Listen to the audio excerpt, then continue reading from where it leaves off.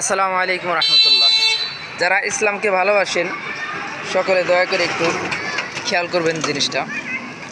আর যারা আমার বাংলাদেশের বা দেশের বা বিদেশের যেখানেই বলেন, এই যে কাগজটা পড়ে রয়েছে দেখেন, যদি সাধারণ মনে হয়, এই কাগজটার ভিতরে লেখা আছে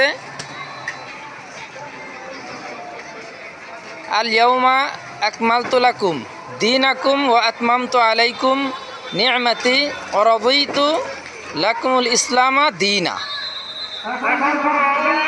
বিশেষ করে যারা ঝালমুড়ি বিক্রি করে, ফুচকা বিক্রি করে, এই সমস্ত যারা লোক আছে, তারা যে এই টিস্যু হিসেবে যে এই কাগজগুলো ব্যবহার করে, দেখেন পুরো একটা আয়াত রয়েছে, অথচ জিনিসটা মাটিতে পড়ে রয়েছে।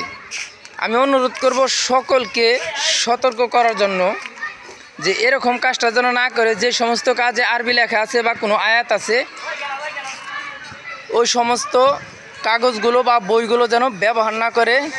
সকলে সচেতন হবেন। আশা করি সকলে বুঝতে পেরেছেন। ভালো থাকবেন। আল্লাহ হাফেজ।